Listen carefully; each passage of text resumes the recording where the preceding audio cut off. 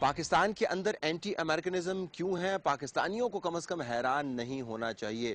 ہم اس لابی کی نہ نمائندگی کرتے ہیں، نہ کرنا چاہتے ہیں، نہ اس کو انڈورس کرتے ہیں جو اینٹی امریکنزم کے ذریعے اپنا سیاسی یا مالی مفاد چمکا رہا ہے.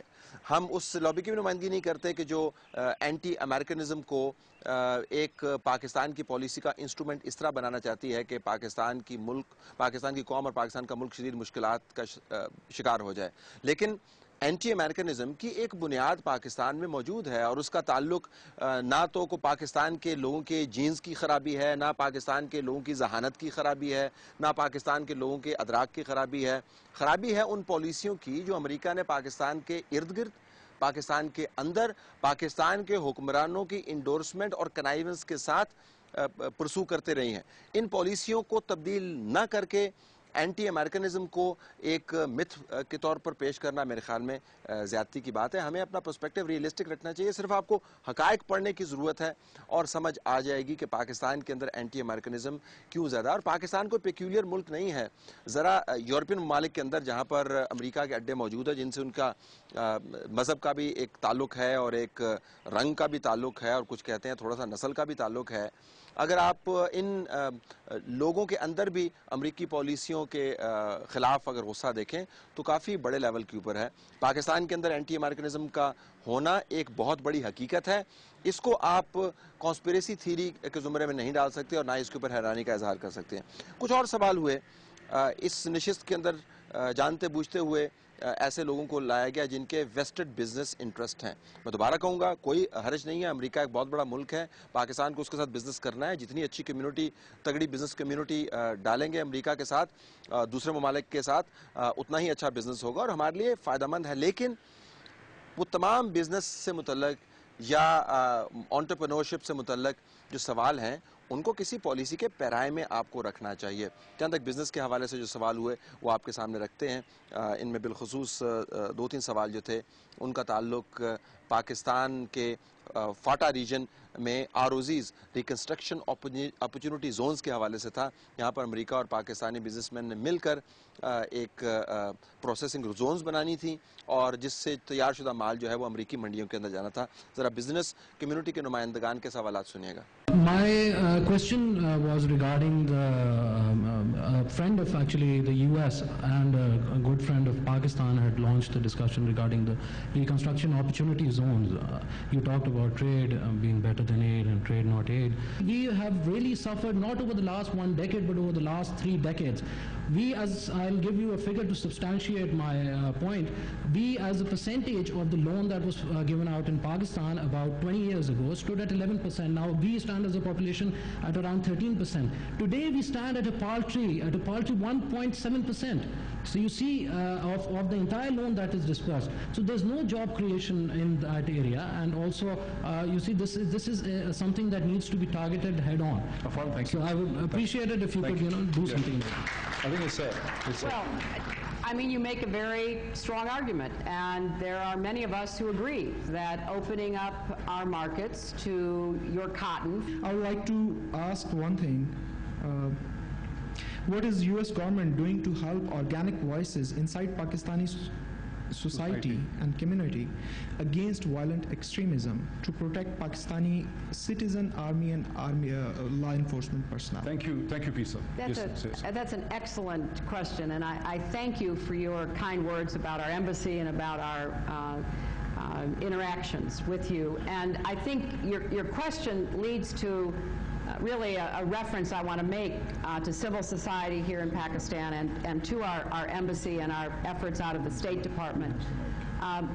We have for many years worked to support civil society in Pakistan, but I have reached the conclusion we must do even more, and we need guidance and direction and suggestions from civil society itself. You know, if you look at the vibrancy of the Pakistani culture, there is so much interaction, and this is certainly not a shy society, as I have learned over the years. You have a very dynamic free press. You have a lot of people who are speaking out on all kinds of issues. But I worry about the intimidation factor from the extremists. You know, people should be able to express in a democracy competing views. And you may disagree and take that person to task, but it should not be the reason for murder. It should not be, as I tragically saw, the death of Governor Tazir and Minister Badi and others who have a right as Pakistani citizens to express their views. So if civil society gets intimidated and your space shrinks, the society suffers, not just the individuals. So our ambassador, Ambassador Munter, and I were actually talking about this just yesterday. And we're going to be seeking advice from you about what more we can do to support civil society and differing points of view within your country. The trust deficit is the real challenge for the both governments. And for me, 9/11 incident, the tragic incident of 9/11 last year in US. सवाल किसी भी नशिस्त में सहाफ़ी की या सवाल पूछने वाले के हाथ में एक तलवार की तरह होते हैं। अगर आपने तलवार का रुख सही कर दिया तो वो ज़ख्मी तो दूसरे को करेगा और दूसरे को परेशान भी कर देगा और उसको बादले नाखास्ता जवाब देना पड़ेगा। अगर आपने सवाल को तलवार की तरह इस्तेमाल नहीं किया या उसका रुख अपनी तरफ ही रखा या उसकी धार को आपने तेज़ नहीं किया तो दूसरे के ऊपर ज़रबेकारी नहीं लगेगी और उसका रद्द-ए-अमल आपके सामने नहीं आएगा। लिहाजा नशिस्त के अंदर पूछे जाने वाले सवाल से नशिस्त का मिजाज बनता है और उस मिजाज से एक इम्प्रेशन बनता है। ये हिलरी क्लिंटन साहिबा पाकिस्तान के अंदर कर रही थी। एक बच्ची ने बड़ा अच्छा सवाल किया ड्रोन अटैक्स के हवाले से। सवाल बड़ा सादा सा था लेकिन बड़ा तगड़ा सवाल था और आपने देखा होगा कि इस बच्ची ने कुछ किताब से या कॉपी से उतनी मदद नहीं ली जिस तरह दूसरे सवाल पूछने वाले मदद ले रहे थे। ये सवाल उसके दिल से निकलता हुआ लग रहा था या उसकी फॉर्मुलेशन उसके दिल से निकलती हुई लग रही थी क्योंकि उसकी अपनी अंडरस्टैंडिंग थी। इसके ऊपर मोहतरमा हिलरी क्लिंटन साहिबा जो ज़ाहिर है तमाम डिप्लोमेट्स की तरह अपने मुल्क के बिहाफ के ऊपर इंतहाई संजीदगी से दूसरे मुल्क के अंदर झूठ बोलने के लिए मुतय्यन की गई हैं, वो तिलमिला सी गई और उन्होंने कहा कि मेरे ख्याल में आपके सवाल की कोई बेसिस नहीं है। और सवाल ये था कि ड्रोन हमलों के अंदर जब पाकिस्तानी मासूम लोग मारे जाते हैं दहशतगर्दों के साथ तो आप क्या तवक्को करती हैं, एंटी अमेरिकनिज्म होगा या नहीं होगा? सवाल सुनिएगा और इस सवाल जो ज़रा काटदार था इसके ऊपर हिलरी क्लिंटन साहिबा की बॉडी लैंग्वेज देखिएगा। I want to ask, you already mentioned that you think we have anti-American sentiments here. Well, how do you expect the people of Pakistan not to have anti-American sentiments when day in and day out we hear about drone attacks that kill more innocent people than militants? I mean, you yourself mentioned that we have had so many losses of innocent lives. How do you explain that? Thank you. Well, first let me say that I do not believe that there is any basis for your comment. बड़ा अच्छा सवाल था लेकिन अच्छा सवाल ज़ाहिर है उसका अच्छा जवाब नहीं मिलेगा। लिहाजा अच्छा सवाल पूछने के लिए नशिस्त को तरतीब देना एक बहुत बड़ा फ़ैसला होता है और अमरीकियों ने पाकिस्तान के अंदर ये गुर सीख लिया है।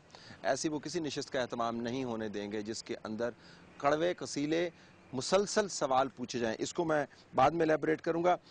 एक साहब ने हुकूमत वक्त के हवाले से भी सवाल किया और कहा कि पाकिस्तान के अंदर जो असल जड़ है तमाम मसाइल की वो करप्शन है।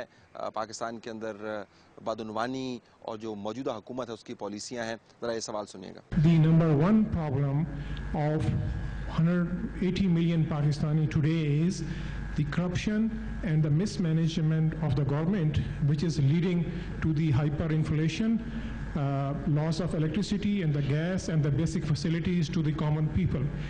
And the people believe that this does not require from the US side to invest even $1 million in asking the government. सवाल हुआ, सवाल होना चाहिए था या नहीं ये मैं आपको अभी तजिया करके देता हूँ। ज़रा हिलरी क्लिंटन साहबा के इसके ऊपर जवाब सुनिएगा। On these issues that you mentioned, particularly energy, which is the number one concern. Every time I see a poll of Pakistanis from all over the country, that is the number one concern. And education and health and all the rest are right up there. We have been consulting with and advising the government for the last 2.5 years. ظاہر ان کو موقع مل گیا پاکستان کے اندرونی معاملات کے اوپر بات کرنے کا، اور انہوں نے بات ساری کی اور پھر آخر میں کہا کہ یہ ظاہر ہے آپ کا معاملہ ہے. پوری بات کرنے کے بعد کہہ رہی ہیں کہ آپ کا معاملہ ہے، آپ خود ہی اس کو ذرا دیکھ لیجئے گا. جو سوال کیا وہ لیجٹمیٹ سوال ہے. حکومت کی بدعنوانی، حکومت کی نااہلی. اگر کوئی ٹیکس پیئر ہے وہ سمجھتا ہے کہ بہت نکمی حکومت ہے تو اس کو حق پہنچتا ہے یہ رائے رکھنے کا. ہمارے تجزیوں کے اندر بھی اس قسم کی بدعنوانیوں کے اوپر جو تبصرے ہیں وہ بے لاگ ہوتے ہیں، دوسرے پروگرامز کے اندر بے لاگ ہوتے ہیں، اور اسٹریٹ کے اندر یہ باتیں پھیلی ہوئی ہیں. لیکن ہم کیوں ہلری کلنٹن صاحبہ کے سامنے اندرونی معاملات کو رکھتے ہیں اور ان کو موقع فراہم کرتے ہیں کہ وہ پاکستان کے اندرونی معاملات کے اوپر بحث کریں، وہ بتائیں کہ پاکستان کے اندر ان کو کس قسم کی تبدیلی چاہیے. ہم ان کو یہ موقع کیوں فراہم کرتے ہیں؟ یہ ذرا دیکھنا چاہیے تھا کہ کس سے ہم سوال کر رہے ہیں. وہ نہ تو یہاں پر ٹیکس پیئر ہیں، نہ تو یہاں پر ووٹ ڈالتی ہیں، نہ ان کا کوئی حق بنتا ہے. اندرونی معاملات اگر کوئی ڈپلومیٹ یا نمائندہ بھولے سے بھی کسی اور ملک کے حوالے سے اٹھا لے تو فورن آفس اس کا شدید نوٹس لیتا ہے. یہاں پر تو پاکستان کے شہری کھلے عام ان سے کہہ رہے ہیں کہ جی ہماری حکومت کرپٹ ہے. یہ تو ایک پہلو ہے. ہمیں دیکھنا چاہیے کہ کس سے کس وقت سوال پوچھ رہے ہیں. سوال کی صحت کے بارے میں مجھے کوئی مسئلہ نہیں ہے، کس جگہ پر آپ نے یہ سوال پوچھا اور کس سے پوچھا. Who is Hillary Clinton? Why should she be in a position to be telling us what Pakistan needs to do. لیکن دوسری طرف اب یہ صاحب نے سوال کیوں کیا ہوگا؟ ظاہر ہے اس کا بھی سیاق و سباق ہے. ان کے ذہن میں یقیناً یہ بات آئی ہوگی کہ میڈیا کے اندر تنقید ہوتی رہتی ہے، جوڈیشری یہ بات کرتی رہتی ہے، احتجاج ہوتے رہتے ہیں، اور یہ حکومت جو ہے یہ کون سی نیٹو حکومت متصور ہوتی ہے اس طرح سے کہ آصف علی زرداری صاحب ہو گئے یا پرائم منسٹر گیلانی صاحب ہو گئے یا ان کے بڑے بڑے جو نامور لوگ ہیں بالخصوص اس حکومت کے اور بالعموم تمام سیاسی جماعتوں کے جو تگڑے لوگ ہیں. ویکی لیکس انہوں نے پڑھے ہوں گے، انہوں نے دیکھا ہوگا کہ ہر کوئی ہلری کلنٹن صاحبہ کی طرف جاتا ہے، ہر کوئی امریکی ایمبیسی کی طرف جاتا ہے. اگر امریکی ایمبیسی کی طرف نہیں جاتا تو برٹش ہائی کمیشن کی طرف جاتا ہے. ہر کوئی بات کر رہا ہے امریکہ کے ساتھ، آرمی بھی بات کر رہی ہے امریکہ کے ساتھ. کوئی کہہ رہا ہے ہمیں ہیلی کاپٹر دو، کوئی کہتا ہے ہمیں کیری لوگر بل دو، کوئی کہتا ہے ہمیں فلڈ کے اندر ہمیں پیسے دو. سب کچھ چل رہا ہے، سب لوگ سب بات کر رہے ہیں اور مانگ رہے ہیں ان سے. تو چلیں ہم بھی اپنی درخواست ان کے سامنے رکھ دیتے ہیں. کھلی کچہری تو لگی ہوئی ہے، اسی قسم کی کھلی کچہری جو ایک کنٹرول کچہری کی صورت میں دراصل ارینج ہوتی لیکن لگتی کھلی کچہری ہے.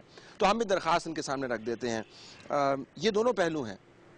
باوجود اس کے کہ یہ لالچ، یہ ارج بڑی سٹرونگ ہوگی کہ سب کے سامنے اس حکومت کی نااہلیوں کو ایکسپوز کریں، لیکن ہمیں دیکھنا چاہیے کہ بعض جگہوں کے اوپر شاید اچھا سوال جو ہے وہ اچھا نہیں لگتا. چند ایک سوال یہ بھی ہوئے جس کے اندر ڈیمانڈ کا عنصر ہے، وہ تھا کہ جی آپ ہمارے لیے یہ کام کریں، ہمیں بتائیں کہ ہمیں تعلیم کے اندر آپ کیا دے سکتے ہیں. اور ہلری کلنٹن صاحبہ نے تعلیم کے معاملے کے اوپر تو پھر پورا لیکچر دے دیا کہ پاکستان کے اندر خواتین کی تعلیم کتنی کم ہے، اور میرے پاس اگر کوئی جادو کا ڈنڈا ہوتا تو میں گھماتی، انہوں نے فرمایا، اور پاکستان کے اندر خواتین کی تعلیم درست ہو جاتی ہے. The base of everything is education. I think we need to sit down and think ways of how US can help us in education, because if education is made better in Pakistan, I think everything will fall in place. If I had a magic wand, I would say education in Pakistan is absolutely necessary. Now, ہمیں اپنے مسائل کا ادراک ہے، لیکن یہ جو tendency ہے، یہ جو مائنڈ سیٹ ہے کہ ہم نے دوسروں سے سیکھ کر اور دوسروں کی مدد طلب کر کے ہم نے اپنا معاملہ درست کرنا ہے، میں اس کے اوپر کچھ اعتراض ہے مجھے جس کا میں اظہار کر رہا ہوں. لہٰذا جب ہم نے بہت زیادہ ایڈ مانگی ان سے، ایک صاحب نے سوال کیا کہ فلڈ میں آپ نے ایڈ نہیں دی، ہمارے سکھ بھائی نے یہ سوال کیا، تو سوال سنیے گا اور پھر ہلری کلنٹن صاحبہ کا جواب بھی سن لیجیے گا. The response in recent flood from the US, that is slightly slow. So what are the reasons behind why the response is not comparatively slower than the previous one? Thank you very much. well, you know, you're Many people ask this question. Yes, well, I have to say that right now in our Congress we are totally tied up in our budget negotiations. There's not much money going anywhere for anything. دیکھ لیا آپ نے، جب آپ ان سے add مانگتے ہیں تو ظاہر وہ کہہ رہے ہیں کہ ہمارے بجٹ میں آج کل دراصل گنجائش نہیں ہے، تو آپ اور مانگیے ایڈ ان سے، وہ آپ کو اور اسی قسم کے جواب دیں گے. ایڈ ویڈ کچھ نہیں دیں گے، مشورے آپ کو بہت دیں گے. آپ کا ایئر ٹائم اور آپ کا نیشنل ٹائم وہ بڑا کنزیوم کریں گے، جو ہلری کلنٹن صاحبہ نے کیا. بریک کے بعد واپس آئیں گے تو چند ایک زاویے سول سوسائٹی کے ساتھ انٹریکشن کے آپ کے سامنے اور رکھیں گے.